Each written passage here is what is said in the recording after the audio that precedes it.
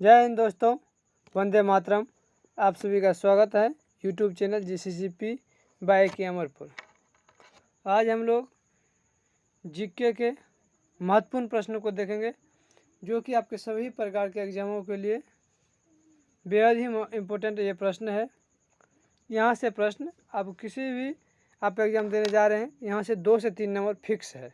आप किसी भी प्रकार के सेंट्रल एग्ज़ाम हो या आपका स्टेट एग्ज़ाम हो, यहाँ से 2 से 3 नंबर फिक्स है।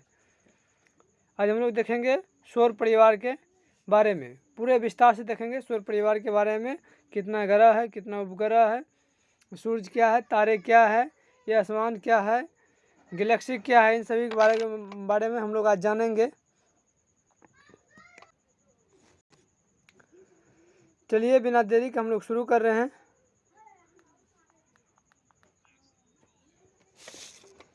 आज देखते हैं हम लोग क्या पहला प्रश्न क्या है। पहला प्रश्न है ब्रह्मांड क्या है। हम लोग जानेंगे क्या ब्रह्मांड क्या है, यूनिवर्स क्या है।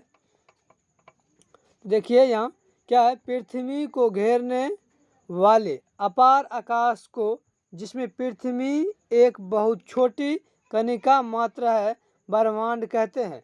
बताया गया है पृथ्वी को घेरने वाले अपार आकाशों को, जिसमें पृथ्वी एक छोटी छोटी सा ही कणिका है, कणिका मात्र के रूप में, यही क्या कहलाता है, ब्रह्मांड कहलाता है।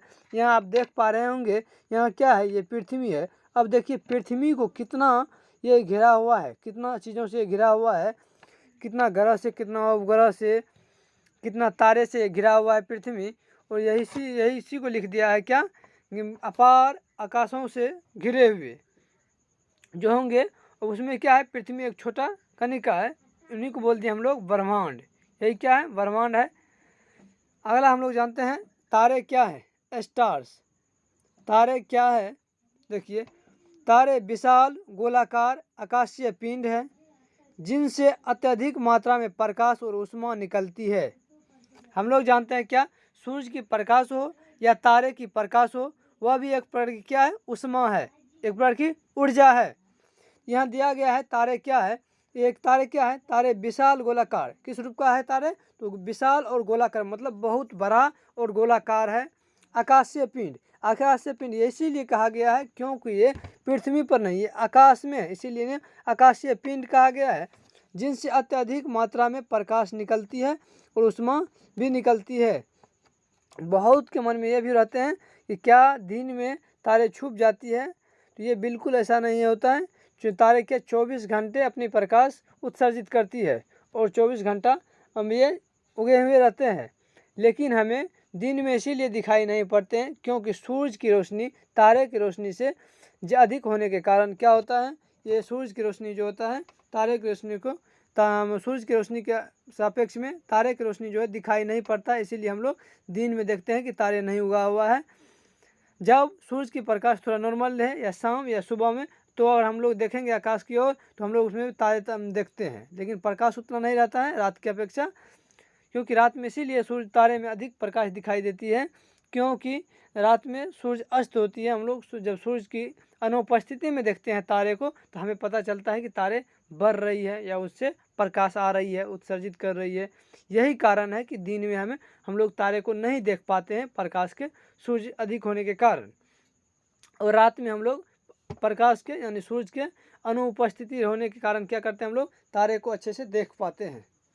क्या हुआ तारे, अगर तो आपको कई एग्जाम में पूछे जाते हैं तारे कौन सा रूप है, ये क्या है, गोलाकार है, विशाल गोलाकार मतलब विशाल मतलब बहुत बड़ा है, और आकाशीय पिंड है, यह अत्यधिक मात्रा में प्रकाश और ऊष्मा उत्सर्जित करते हैं। हम क्या बताएं, प्रकाश यानी प्रकाश जो है उसी का दूसरा रूप क्या है, ऊष्मा है। ऊष्मा ऊर्जा क्या है, प्रकाश का ही दूसरा रूप है। चलिए आगे हम लोग देखते हैं, पूछा गया है फिर क्या प्रश्न है, सूरज क्या है। सूरज क्या है, तो सूरज एक तारा है। क्या है, सूरज भी एक प्रकार की क्या है, तारा है। यह भी गोलाकार है, इससे भी प्रकाश उत्सर्जित होती है, प्रकाश निकलती है, ऊष्मा भी निकलती है। चलिए अगला प्रश्न हम लोग देख रहे हैं। अगला प्रश्न हम लोग देख रहे हैं, क्या है अगला प्रश्न, अगला प्रश्न है आपका, आसमान में तारे दिन में क्यों नहीं दिखाई पड़ते हैं।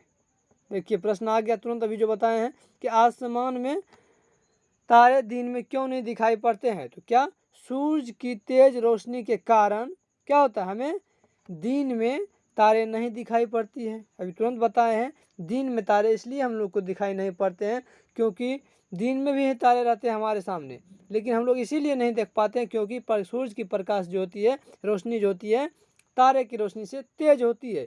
यही कारण है कि हम लोग दिन में तारे को देखना उतना संभव नहीं हो पाता है या पता नहीं चल पाता है। क्यों? क्योंकि सूरज की तेज रोशनी के कारण। अगला प्रश्न है मेरा, क्या मंदाकिनी यानी गैलेक्सी, इंग्लिश में बोलते हैं गैलेक्सी क्या है, यानी मंदाकिनी क्या है या गैलेक्सी क्या है। तो चलिए देखिए उनको क्या है। तारे आकाश में समान रूप से वितरित नहीं है। तारे आकाश में समान रूप से वितरित नहीं है बल्कि बड़े बड़े गुच्छों में पाए जाते हैं। तारों के ऐसे गुच्छे की ही समूह को क्या है हम लोग बोलते हैं, मंदाकिनी बोलते हैं। क्या बोलते हैं? गुच्छों के समूह को ही हम लोग मंदाकिनी बोलते हैं। कहने का यह अर्थ है कि मंदाकिनी क्या है, गैलेक्सी क्या है, तो हम लोग ऐसे समझेंगे तारे क्या है, नहीं तो समान दूरी पर और समान संख्या में एक जगह एडजस्ट है, ऐसा नहीं है आकाश में। ये क्या है, किसी किसी जगह क्या है ज़्यादा समूह में है, किसी किसी जगह कम है, तो किसी किसी ज़्यादा समूह में है और कोई ज़रूरी नहीं है तारे हैं तो ये ऐसे दूरी बना के रहेंगे। ये तारे हैं, ये तारे हैं, ये ज़रूरी नहीं है एक सीधी क्रम में ये दूरी बना के रहेंगे। वह हो सकता है क्या ऐसा है जब इनका दूरी भी असमान रहे और कहीं ऐसा है कहीं इतना 5 ही है, कहीं 2 ही है। इस तरह का जो समूह होता है कहीं कहीं ज़्यादा और कहीं और असमान दूरी पर, ज़रूरी नहीं है एक समान दूरी पर है। इन्हीं जो असमान दूरी पर और असंख्य मतलब बहुत सारे ग्रुप में गुच्छा बना के एक जगह रहते हैं, उन्हीं को हम लोग बोलते हैं मंदाकिनी। मतलब तारे के कुछ समूहों को, यानी तारे के कुछ समूहों की हम लोग क्या बोलते हैं, मंदाकिनी, गैलेक्सी बोलते हैं। क्या है, फिर से प्रश्न एक बार समझ लीजिए, मंदाकिनी क्या है। तो क्या है, तारे आकाश में समान रूप से वितरित नहीं है।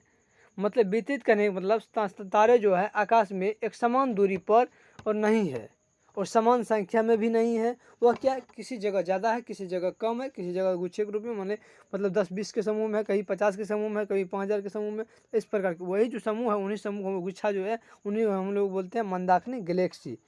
अगला प्रश्न है मेरा, आकाश गंगा क्या है, मिल्की वे। क्या आकाश गंगा क्या है, मिल्की वे क्या है। चलिए हम लोग जानते हैं, सूर्य जिस मंदाकिनी का सदस्य है, सूर्य जिस मंदाकिनी का सदस्य है वह आकाश गंगा कहलाता है। क्या कहलाता है, आकाश गंगा। हम लोग जानते हैं सूर्य भी क्या है, एक प्रकार की तारे ही है। मतलब सूर्य भी क्या है, एक प्रकार की तारा ही है। तो यही बताया गया है कि सूर्य जिस मंदाकिनी का सदस्य है वह क्या है, आकाश गंगा कहलाता है। चलिए अगला प्रश्न हम लोग देख रहे हैं,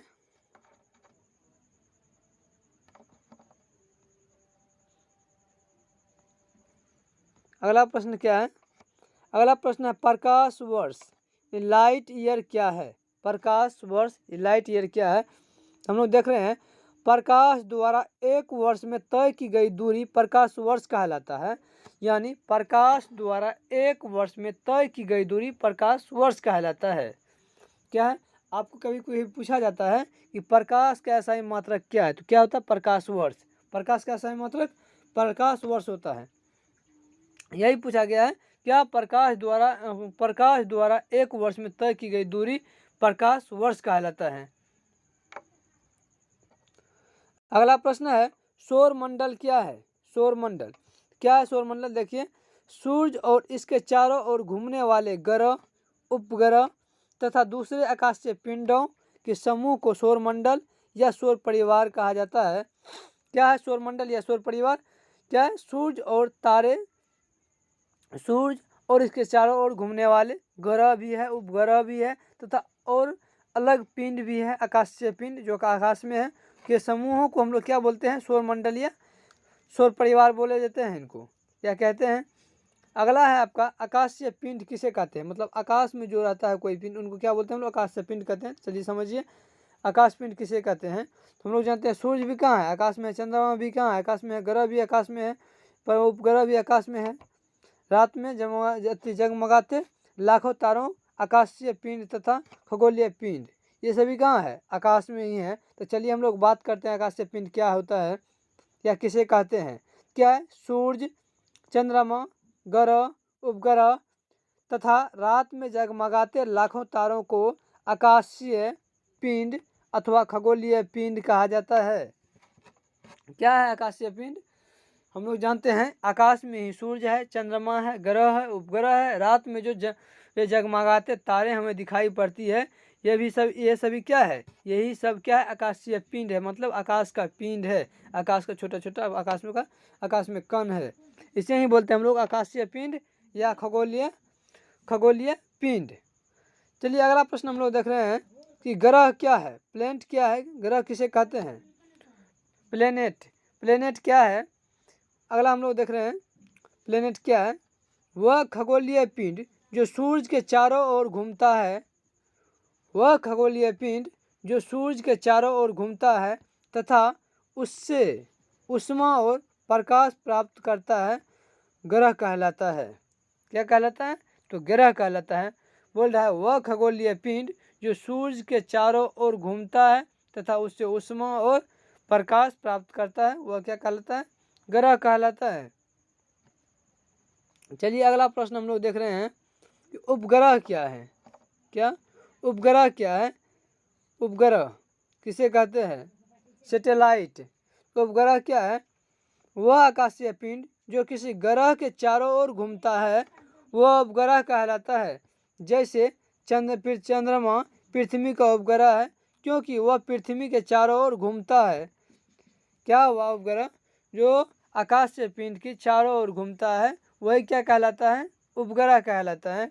जैसे समझिए हम लोग जानते हैं चंद्रमा जो है पृथ्वी का उपग्रह है। चंद्रमा क्या है? पृथ्वी का उपग्रह है, क्योंकि वह पृथ्वी के चारों ओर घूमता है। कौन घूमते रहता है? तो वह चंद्रमा क्या करते हैं? पृथ्वी के चारों ओर घूमता है, तो वही क्या कहलाया? उपग्रह कहलाया। चलिए अगला प्रश्न क्या है। सूर्य के चारों ओर घूमने वाले ग्रहों की संख्या कितनी है? क्या प्रश्न है? सूर्य के चारों ओर घूमने वाले ग्रहों की संख्या कितनी है? तो कितना है? 8 है। 8 कौन कौन है? आगे हम नाम देखेंगे। इनको ग्राफ से भी हम लोग समझ लेते हैं। क्या सूर्य के चारों ओर जो घूमने वाले ग्रह है ये कितना है? चलिए समझिए, यहाँ से हम लोग समझ रहे हैं।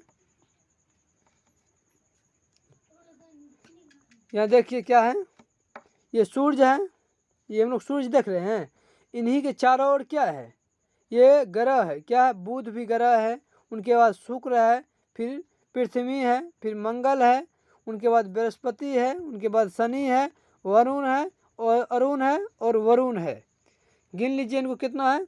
1 2 3 4 5 6 7 8। ये 8 क्या है? ग्रह है। और किन के चारों ओर घूमती है? ये सूर्य के चारों ओर घूमते रहते हैं। इन्हीं को हम लोग बोलते हैं ग्रह, जो किसी आकाशीय पिंड के चारों ओर घूमे, उन्हें हम लोग बोलते हैं क्या? ग्रह। क्या है? ये सूर्य जो है, ये सूर्य इनके चारों ओर क्या घूम रहा है? बुध घूम रहा है, शुक्र है, पृथ्वी है, मंगल है, बृहस्पति है, शनि है, वरुण है, अरुण और वरुण। ये टोटल कितना है ग्रह? 8 ग्रह है, जो कि सूर्य के चारों ओर घूमते रहते हैं।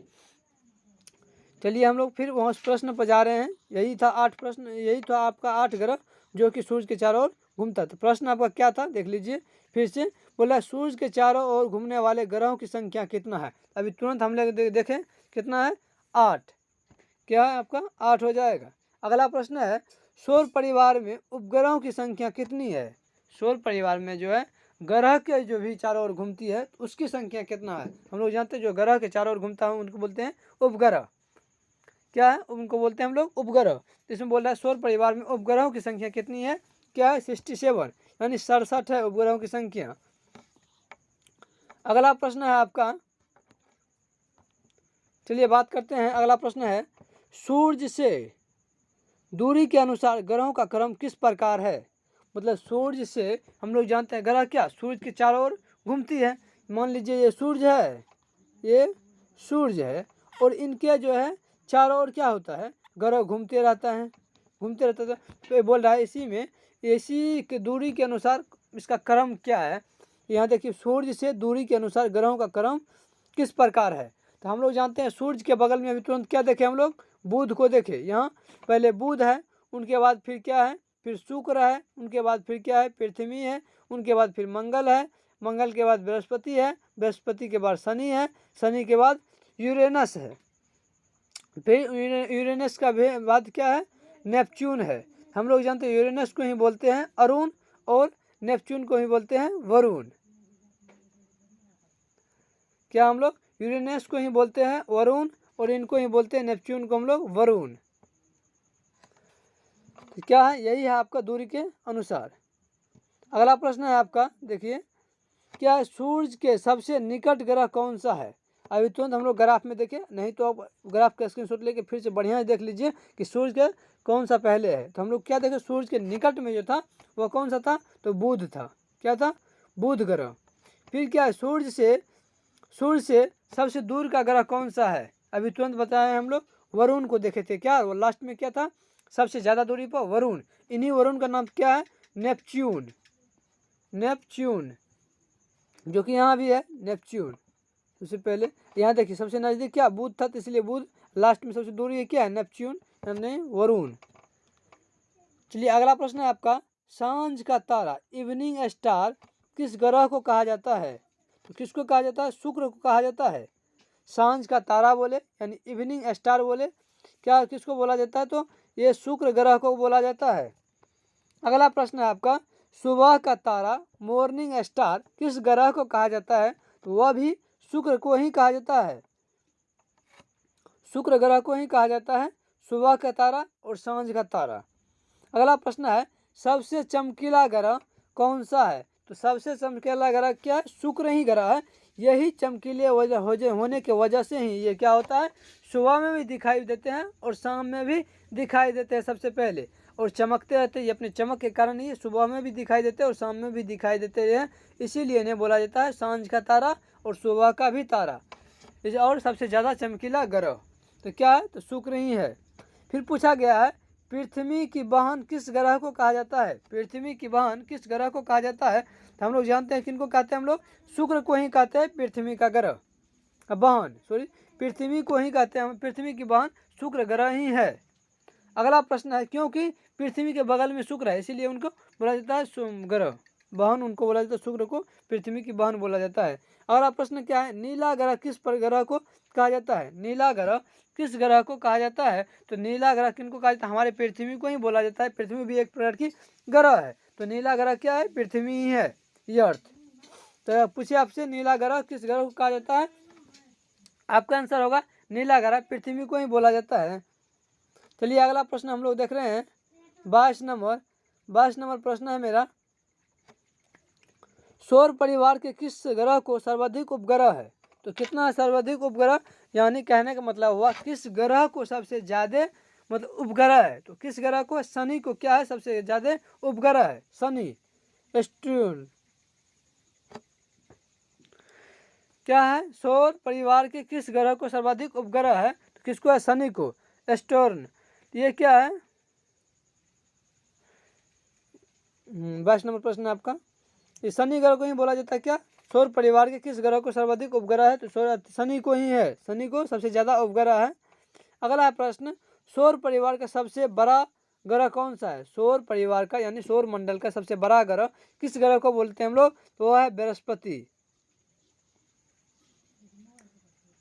क्या है, बृहस्पति। अगला प्रश्न है आपका, सबसे बड़ा उपग्रह कौन सा है। सबसे बड़ा उपग्रह, यहाँ था सबसे बड़ा सौर परिवार में ग्रह कौन सा है, तो ग्रह पूछे तो बृहस्पति। सबसे बड़ा उपग्रह पूछे तो टाइटन। क्या है, टाइटन। यह शनि का ही उपग्रह है, टाइटन क्या है, शनि का ही उपग्रह है। अगला प्रश्न है आपका, पृथ्वी से सूर्य की दूरी कितनी है। पृथ्वी से सूर्य की दूरी कितनी है, हम लोग जानते हैं पृथ्वी से जो है सूर्य की दूरी है 15 करोड़ किलोमीटर, 15 करोड़ किलोमीटर। क्या, 15 करोड़ किलोमीटर। अगला प्रश्न है आपका, प्रश्न है ये, प्रकाश की गति क्या है। प्रकाश की गति क्या है, तो अर्थात प्रकाश 1 सेकंड में कितनी दूरी तय करती है। तो हम लोग जानते हैं क्या, प्रकाश जो है 3 लाख किलोमीटर प्रति सेकंड से अपना गति करता है। अगला प्रश्न है आपका, सूर्य के प्रकाश को पृथ्वी पर आने में कितना समय लगता है। यानी सूर्य से जो प्रकाश की रोशनी आती है, ये सूरज की जो रोशनी आती है, तो वही बोल रहा है पृथ्वी पर आने में कितना समय लगता है। ये 8 मिनट का टाइम लेता है। कितना का? 8 मिनट का टाइम लेता है। अगला प्रश्न है, सूर्य के बाद का निकटतम तारा कौन सा है। सूर्य के बाद का निकटतम का तारा कौन सा है। Proxima Centauri. क्या है ये? प्रोक्सिमा सेंचुरी है। लिखा गया सेंचुरी, लेकिन ये क्या है, इनको हम लोग पढ़ते हैं सेंचुरी, प्रोक्सिमा सेंचुरी। अगला प्रश्न है आपका, पृथ्वी के सबसे निकट कौन सा ग्रह है। तो अभी तुरंत हम लोग देखें, पृथ्वी के सबसे निकट ग्रह कौन सा था। शुक्र। इसीलिए हम इनके बगल में जो है, इसीलिए इनको पृथ्वी की बहन भी कहा गया है, शुक्र को। अगला प्रश्न है, सौर परिवार का सबसे छोटा ग्रह कौन सा है। सबसे छोटा ग्रह क्या देखे हम लोग, बुध ही था, इसीलिए बुध छोटा है। इसीलिए अपना क्या है बेचारा, ये सूर्य के बगल में चिपके हुए है। अगला प्रश्न क्या है आपका, अगला प्रश्न आपका 31 नंबर। आपका 31 नंबर प्रश्न है, चंद्रमा के प्रकाश को, मतलब चंद्रमा के प्रकाश को पृथ्वी तक आने में कितना समय लगता है। यानी चंद्रमा के प्रकाश को पृथ्वी तक आने में कितना समय लगता है। 1.3 सेकेंड। 1.3 सेकेंड। अगला प्रश्न है, सूर्य की सतह का तापमान कितना होता है। सूर्य की सतह का तापमान कितना होता है। ये कितना होता है, 6000 डिग्री सेल्सियस। 6000 degree Celsius. हम लोग जानते हैं कि यहाँ हम लोग 50 डिग्री, 60 डिग्री, 70 डिग्री सह नहीं पाते हैं। और कितना है, तो 6000 डिग्री सेल्सियस है। समझ सकते हैं कि वहाँ क्या आग का गोला निकलता होगा सूर्य से, तब आते आते पृथ्वी पर थोड़ा धीमी हो जाता है, हम लोग उतना तप नहीं पाते हैं। अगला प्रश्न है हम लोग का, किस गति से सूर्य आकाशगंगा के चारों ओर चक्कर लगाता है। यानी किस गति से सूर्य आकाशगंगा के चारों ओर चक्कर लगा रहा है। तो किस गति से लगा रहा है, तो 250 किलोमीटर प्रति सेकंड। यानी 250 जो है किलोमीटर 1 सेकंड में ये पहुंच पाती है, या इस गति से यह क्या करता है, मूव करते रहता है। अगला प्रश्न आपका, शनि ग्रह के कितने उपग्रह है। हम अभी तुरंत जस्ट पढ़े थे कि सबसे ज़्यादा उपग्रह किस ग्रह को है, तो शनि को ही सबसे ज़्यादा उपग्रह है। तो कितना है उपग्रह की संख्या, 23 है, 23। 23 क्या है, उपग्रह की संख्या है शनि का, जो कि सबसे ज़्यादा उपग्रह इन्हीं शनि के ही पास है। अगला प्रश्न है आपका, पृथ्वी के सबसे निकट का खगोलीय पिंड कौन सा है। पृथ्वी के सबसे निकट का खगोलीय पिंड क्या है, तो ये क्या है, चंद्रमा ही है। क्या है, चंद्रमा है। अगला प्रश्न हम लोग देख रहे हैं, अगला प्रश्न है,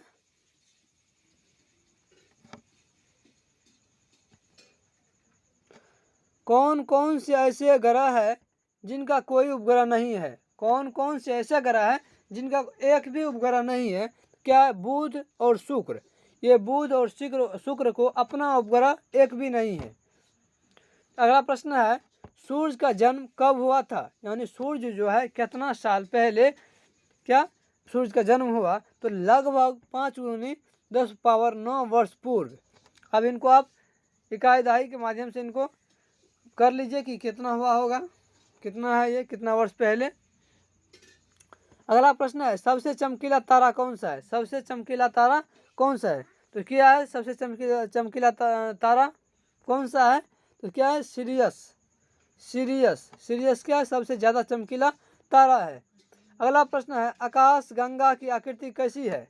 आकाश गंगा जो है इनकी आकृति कैसा है, हम लोग जानते हैं क्या होता है, सर्पिला है। क्या है, सर्पिला।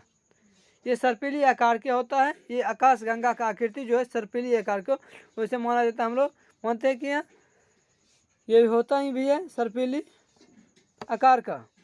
अगला प्रश्न है आपका, अगला प्रश्न क्या है, तारामंडल क्या है।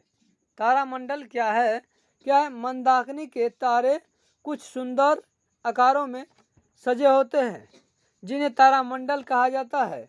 क्या बताया गया है, तारामंडल किसे कहते हैं, तो बताया गया है मंदाकिनी के तारे कुछ सुंदर आकारों में सजे होते हैं, जिन्हें तारामंडल कहा जाता है। पहले ये समझ लीजिए तारामंडल क्या होता है। अभी तारामंडल क्या है कि मंदाकिनी के तारे के कुछ सुंदर आकारों में सजे होते हैं। अभी इससे पहले हम तुरंत बताए थे शुरुआती में मंदाकिनी क्या होता है, गैलेक्सी क्या होता है, हम बताए थे।